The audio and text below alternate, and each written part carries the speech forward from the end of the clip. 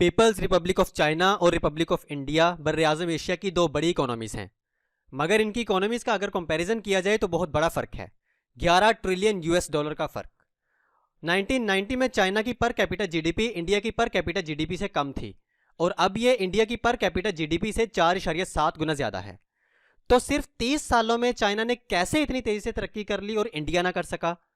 China India से आगे कैसे निकल गया? आज की इस वीडियो में हम इसी मौजू पर एक ऑथेंटिक एनालिसिस आपके सामने पेश करेंगे। इंडिया ने 1947 में बरतानवी राज से आज़ादी हासिल की, जबकि मौजूदा चाइनीज़ रियासत 1949 को वजूद में आई। अपने क़याम से ही इस चाइनीज़ रियासत को मुख्तलिफ अदवार में थोड़े और लंबे अरसे के मुख्तलिफ फैमिन्स यानी कहत का सामना रहा है, जिसमें 1958 से 61 का कहत बहुत तबाहकुन साबित हुआ, जिसने करोड़ों लोगों की जानें ली। तो चाइना के लिए सबसे बड़ा मसला अपनी एक बहुत बड़ी आबादी के लिए खुराक का इंतजाम करना था।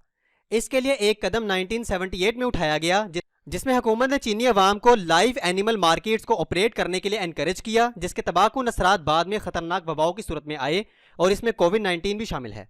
ताहम अमली कदम 1980 की दहाई में उठाया गया, जिसके तहत हुकूमत ने मुल्क भर में एग्रीकल्चरल सेक्टर को अपने हाथों में ले लिया। हुकूमती अहकामात के मुताबिक तमाम काबिल काश्त ज़मीनों पर काश्तकारी की गई और साथ ही साथ ना काबिल काश्त ज़मीनों को काश्त के काबिल बनाने के लिए भी बड़े पैमाने पर इकदाम किए गए।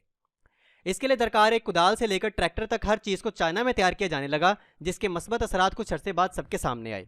दूसरी जानिब इंडिया अगरचे एक सरसब्ज और जरखेज़ मुल्क था, मगर मकामी सतह पर एग्रीकल्चरल रिफॉर्म्स और किसानों को मुआशी सपोर्ट फराहम ना करने पर इंडिया अपने एग्रीकल्चरल सेक्टर से उस तरह फ़ायदा ना उठा सका जो वो उठा सकता था।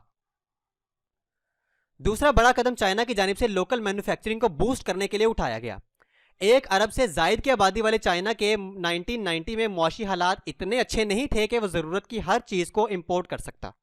लिहाजा उसने हालात को मद्देनज़र रखते हुए ज़रूरत की अशिया अपने मुल्क में बनाना शुरू की, जिसका आगाज़ एग्रीकल्चरल सेक्टर से किया गया।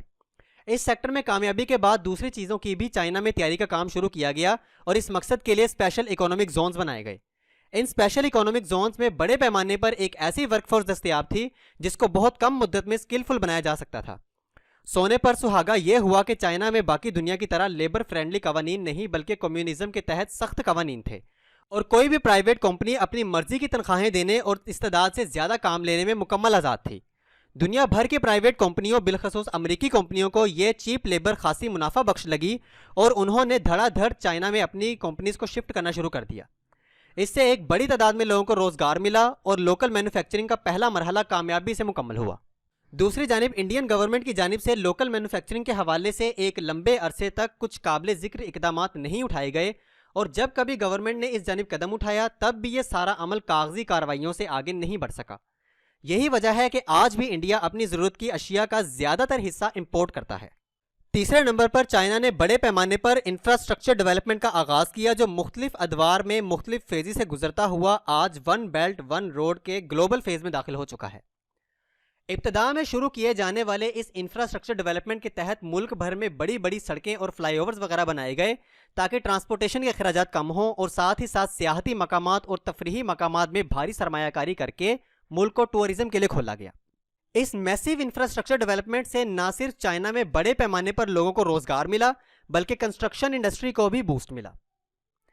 आज चाइनीज़ कंपनीज अपने फास्ट इंफ्रास्ट्रक्चर डेवलपमेंट के हवाले से दुनिया भर में मशहूर हैं और तेज़ी से दुनिया भर में एक्सपेंड हो रही हैं। इंडिया टुडे के एक आर्टिकल के मुताबिक 1990 में चाइना की इंफ्रास्ट्रक्चर डेवलपमेंट में ग्रोथ के बारे में अंदाज़ा लगाया जा रहा था कि यह जीडीपी का 6.5% रहेगी, जबकि यह ग्रोथ इससे भी बढ़कर जीडीपी का 9% हो गई। इसी अरसा में इंडिया की इंफ्रास्ट्रक्चर डेवलपमेंट में ग्रोथ, जो कि जीडीपी का 6% हो सकती थी, वो उससे कहीं कम यानी 3% रही। चौथा और सबसे अहम कदम चाइना ने रिसर्च एंड डेवलपमेंट के हवाले से उठाया।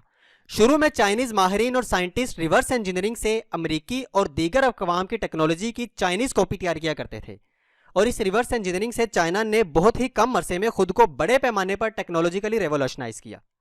ट्रैक्टर, ट्रेन्स और यहाँ तक के वेपन्स भी रिवर्स इंजीनियरिंग से बनाए गए।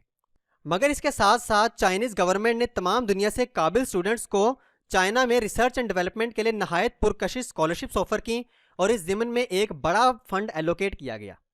मुल्क भर के कॉलेजेस और यूनिवर्सिटीज़ को अपग्रेड किया गया और हर शोबे में माहिर अफराद को आगे लाया गया। और आज हम देखते हैं कि चाइना ना सिर्फ कटिंग एज टेक्नोलॉजी के हामिल अपने हथियार खुद बनाता है और एक्सपोर्ट करता है, बल्कि कई नई टेक्नोलॉजीज़ को मुतारफ़ करवाने में यूएसए को भी टफ टाइम दे रहा है। इसमें हाल ही में चाइना की जानिब से तमाम पाबंदियों के बावजूद 5G की लॉन्च ख़ास तौर पर काबिल ज़िक्र है, जबकि इंडिया में कुछ मुआशी मजबूरियों के बाइस टेक्नोलॉजी के मैदान में उतनी पेशरफ्त नहीं हुई कि वो चाइना को टक्कर दे सकता। हालांकि इंडिया भी टेक्नोलॉजी के मैदान में उभर रहा है, मगर चाइना का मुकाबला करने की पोजीशन में नहीं है। तो नाजरीन, यह था हमारा एनालिसिस। अगर इस वीडियो ने आपके नॉलेज में थोड़ा सा भी इजाफा किया हो तो इस चैनल को सब्सक्राइब करें, वीडियो को लाइक और शेयर करें। Stay home, stay safe and thanks for watching.